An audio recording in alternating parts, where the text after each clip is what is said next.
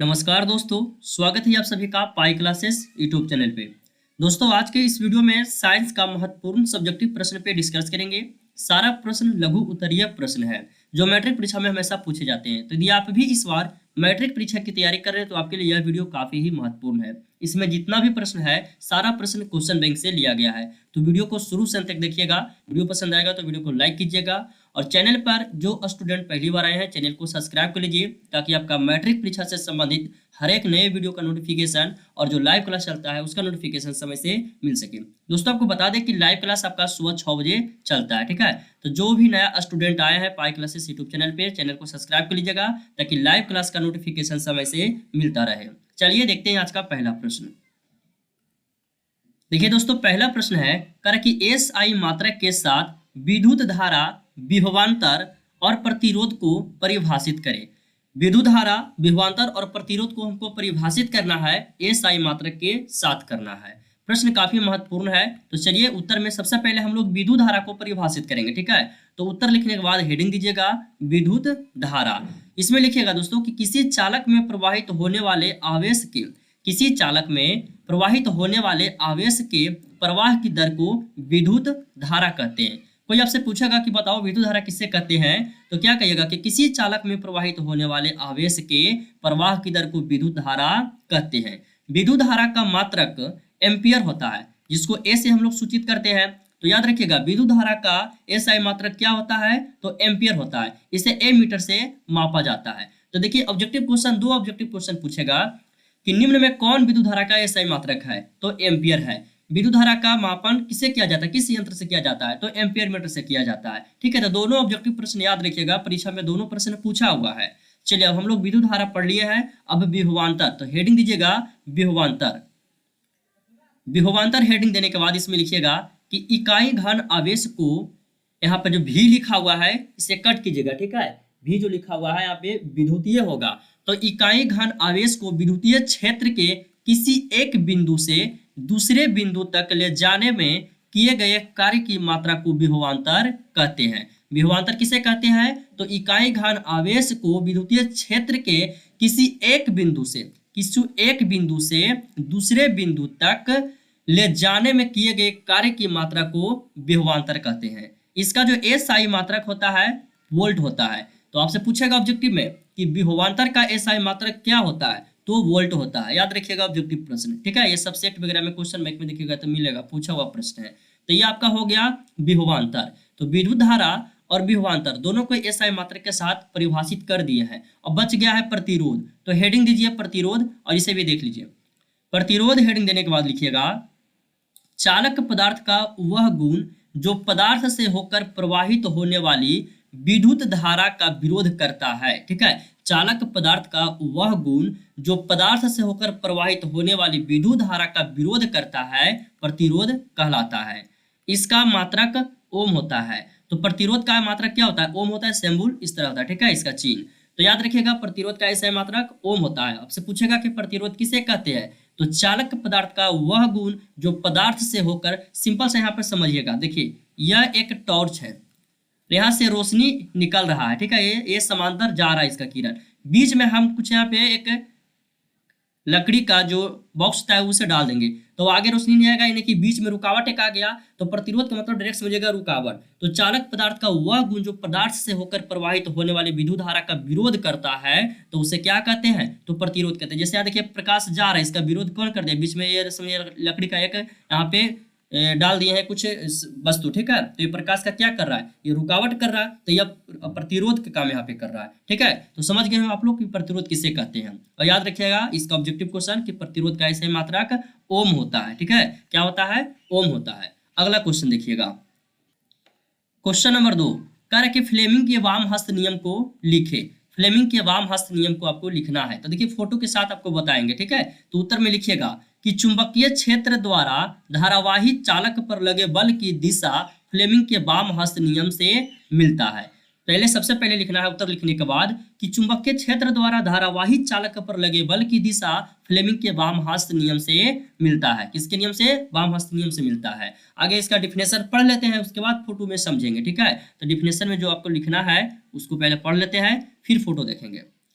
उसके बाद लिखिएगा कि बाएं हाथ के अंगूठे, तर्जनी और मध्य उंगली को परस्पर समकोण रखे। कह रहा है कि बाएं हाथ के अंगूठा और मध्य यानी कि बीच वाला अंगुली को परस्पर समकोण रखे। ठीक है, तर्जनी अंगुली जो है वो क्षेत्र की दिशा का संकेत करेगा। तर्जनी अंगुली जो है वो क्षेत्र की दिशा का, चलिए देखिए फोटो के साथ अब समझिएगा। यह जो देख रहे हैं तर्जनी अंगुली है, तो यह चुंबकीय क्षेत्र की दिशा को संकेत कर रहा है। उसके बाद और मध्यमा विद्युत धारा की दिशा का संकेत करेगा। तो मध्यमा देखिए ये वाला है, यहाँ पर देखिए विद्युत धारा लिखा गया है, तो ये वाला जो अंगुली है यह किसको संकेत करेगा, तो विद्युत धारा की दिशा को संकेत करेगा। और बच गया अंगूठा, तो अंगूठा जो है चालक की गति का संकेत करेगा या उस पर लगे बल की दिशा का संकेत करता है। तो देखिए यह जो अंगूठा है यह गति की दिशा बोलिए या चालक की दिशा बोलिए या उस पर लगे बल की दिशा का संकेत करेगा। और हाँ, एक बात और याद रखिएगा कि यह नियम जो है मोटर का नियम भी कहलाता है। यह नियम मोटर का नियम भी कहलाता है। यह मतलब कौन नियम, तो ऊपर में जो आपका क्वेश्चन में बोला गया फ्लेमिंग के वाम हस्त के नियम, तो यह मोटर का नियम भी कहलाता है। ठीक है, इसे VVI लगा लीजिएगा, प्रश्न हमेशा इस परीक्षा में पूछे जाते हैं, याद रखिएगा दोस्तों। ठीक है ना, प्रश्न काफी महत्वपूर्ण है। अगला क्वेश्चन देखिएगा, क्वेश्चन नंबर 3 में देखिए पूछा गया है नाभिकीय विखंडन अभिक्रिया क्या है। नाभिकीय विखंडन अभिक्रिया क्या है, यह भी काफी महत्वपूर्ण प्रश्न है। तो उत्तर में लिखिएगा कि नाभिकीय ऊर्जा उत्पन्न करने के लिए जो प्रक्रिया का उपयोग होता है उसे नाभिकीय विखंडन अभिक्रिया कहते हैं। सिंपल से यदि कोई आपसे पूछेगा कि नाभिकीय विखंडन अभिक्रिया के बारे में बताओ किसे कहते हैं, तो कहेगा कि नाभिकीय ऊर्जा उत्पन्न करने के लिए जो प्रक्रिया का उपयोग होता है उसे नाभिकीय विखंडन अभिक्रिया कहा जाता है। इस अभिक्रिया जो है इसमें रेडियो सक्रिय तत्व जैसे यूरेनियम हो गया, प्लूटोनियम हो गया या थोरियम जैसे भारी परमाणु ऊर्जा न्यूट्रॉन और न्यूट्रॉन के द्वारा बमबारी होता है। तो यह हल्के नाभिक जो है हल्के नाभिक में टूट जाते हैं, भारी नाभिक जो है वो हल्के नाभिक में टूट जाते हैं और ऊर्जा की विशाल मात्रा उत्पन्न करता है। इसी कारण दोस्तों की जो परमाणु बम है और हाइड्रोजन बम है, तो परमाणु बम जो है वो नाभिकीय संलयन पर आधारित है और हाइड्रोजन बम जो है वो नाभिकीय विखंडन पर आधारित है। याद रखिएगा दोस्तों, एक हाइड्रोजन बम होता है वो 1000 परमाणु बम के, एक हाइड्रोजन बम जो होता है दोस्तों वो 1000 परमाणु बम के बराबर होता है। तो सोचिए कि कितना खतरनाक जो होगा हाइड्रोजन बम। तो याद रखिएगा यहाँ से 2 ऑब्जेक्टिव प्रश्न जो आपसे पूछा जाएगा परीक्षा में, पूछेगा कि परमाणु बम जो है वो किस पर आधारित है, तो नाभिकीय संलयन पर आधारित है, और हाइड्रोजन बम तो नाभिकीय विखंडन पर आधारित है। ठीक है, तो ये दोनों ऑब्जेक्टिव प्रश्न याद रखिएगा, परीक्षा में हमेशा पूछा जाता है। देखिएगा क्वेश्चन बैंक उलट के देखिएगा, मिलेगा प्रश्न। चलिए, तो 3 नंबर प्रश्न हो गया है। इसके बाद अगला प्रश्न देखते हैं, क्वेश्चन नंबर 4। क्वेश्चन नंबर 4 में पूछा गया है कि अवतल लेंस को अपसारी लेंस क्यों कहा जाता है। अवतल लेंस को अपसारी लेंस क्यों कहा जाता है, तो ऑब्जेक्टिव क्वेश्चन में ही एक ऑब्जेक्टिव प्रश्न है। पूछेगा निम्न में से किस लेंस को अपसारी लेंस कहा जाता है, तो अवतल लेंस हो जाएगा। कौन होगा, अवतल लेंस हो जाएगा। और अभिसारी तो उत्तल लेंस होगा। तो ये दोनों ऑब्जेक्टिव प्रश्न याद रखिएगा, उत्तल को अभिसारी और अवतल को अपसारी। तो उत्तर में लिखिएगा कि क्यों कहा जाता है अपसारी लेंस उत्तल लेंस को। ठीक है, तो उत्तर में लिखिएगा जब प्रकाश की समांतर किरणें किसी अवतल लेंस पर स्थित होती है तो लेंस के अपवर्तन के बाद यह समांतर किरणें, यहाँ इस तरह करना होगा, ठीक है, किरणें आपस में एक दूसरे से फैल जाती है, अर्थात ऐसा लेंस, लेंस और स होगा, ठीक है, थोड़ा टाइपिंग में मिस्टेक हो गया, माफ कीजिएगा। ऐसा लेंस किरणों को अपसारित करता है, इसी गुण को अवतल लेंस को अपसारी लेंस कहते हैं। ठीक है, क्या किसे कहते हैं, एक बार फिर से इसको रिवीजन कर देते हैं कि जब प्रकाश की समांतर किरणें किसी अवतल लेंस पर स्थित होती है तो ऐसे तो लेंस के अपवर्तन के बाद, ठीक है, लेंस के अपवर्तन के बाद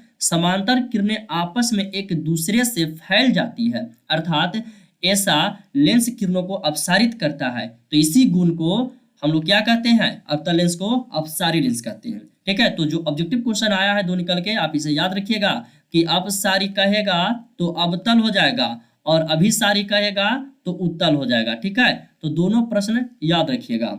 अगला क्वेश्चन 5 नंबर प्रश्न, लास्ट प्रश्न है, उसे भी देख लीजिए। 5 नंबर प्रश्न में पूछा गया कि एम्पियर को परिभाषित करें। इसका पीडीएफ दोस्तों हम आप सभी को दे देंगे, वीडियो के डिस्क्रिप्शन में लिंक दिया गया है, आप सभी लोग जाकर के पीडीएफ डाउनलोड कर लीजिएगा, या फिर आप सभी लोग मोबाइल एप्लीकेशन डाउनलोड कर लीजिए, पाई क्लासेस मोबाइल एप्लीकेशन, उस एप्लीकेशन में भी पीडीएफ मिल जाएगा और सब्जेक्टिव क्वेश्चन भी मिल जाएगा। ठीक है, तो दोनों का लिंक हम इस वीडियो के डिस्क्रिप्शन में दे देंगे, जाकर के पीडीएफ डाउनलोड कर लीजिएगा और एप्लीकेशन भी डाउनलोड कर लीजिएगा। ठीक है, एप्लीकेशन में और भी चैप्टर का पीडीएफ मिल जाएगा आपका आंसर के साथ। तो उत्तर में लिखिएगा कि 1 एम्पियर जो है, एम्पियर को परिभाषित करें। लिखिएगा कि एम्पियर विद्युत धारा का एसआई मात्रक होता है। सबसे पहले लिखना है कि एम्पियर जो है वो विद्युत धारा का एसआई मात्रक होता है। उसका लिखिए कि जब किसी चालक के अनुप्रस्थ काट से 1 सेकंड में 1 कूलम आवेश प्रवाहित होता है, तब चालक व धारा की प्रबलता 1 एम्पियर होता है। ठीक है, अतः आप कह सकते हैं कि 1 एम्पियर बराबर कूलम बटा सेकेंड होता है। ठीक है, यह फार्मूला है, इसको याद रखिएगा, डायरेक्ट याद रखिएगा, परीक्षा में पूछेगा। 1 एम्पियर बराबर कूलम बटा सेकेंड, 1 कूलम बटा सेकेंड होगा। ठीक है, जिसका डेफिनेशन है तो पूछेगा परीक्षा में कि एम्पियर को परिभाषित करें, एम्पियर किसे कहते हैं, तो क्या लिखेगा, सबसे पहले लिखेगा कि एम्पियर विद्युत धारा का एसआई मात्रक है। ठीक है, उसके बाद जब किसी चालक के अनुप्रस्थ काट से 1 सेकेंड में 1 कूलम आवेश प्रवाहित होता है, तब चालक व धारा की प्रबलता 1 एम्पियर होती है। ठीक है, उसके बाद अतः करके यहाँ पे लिख देना है 1 एम्पियर बराबर कूलम पर सेकेंड। तो यह आपका 5 महत्वपूर्ण प्रश्न था जो मैट्रिक परीक्षा में पूछा गया था, क्वेश्चन बैंक से लिया गया। वीडियो पसंद आया हो दोस्तों तो वीडियो को लाइक कीजिएगा और इसका पीडीएफ जाकर डाउनलोड कर लीजिए, वीडियो के डिस्क्रिप्शन में लिंक मिल जाएगा और एप्लीकेशन का भी लिंक मिल जाएगा, क्योंकि दोस्तों जितना भी हम आपको वीडियो बनाते हैं उस सभी क्वेश्चन का पीडीएफ एप्लीकेशन पे अवेलेबल रहता है। ठीक है, तो आप लोग एप्लीकेशन डाउनलोड कर लीजिएगा, जब भी हम वहाँ पे पीडीएफ अपलोड करेंगे तो उसका नोटिफिकेशन चला जाएगा, आप सभी लोग जाकर के पीडीएफ डाउनलोड कर लीजिएगा। तो धन्यवाद दोस्तों, मिलते हैं अगले वीडियो में।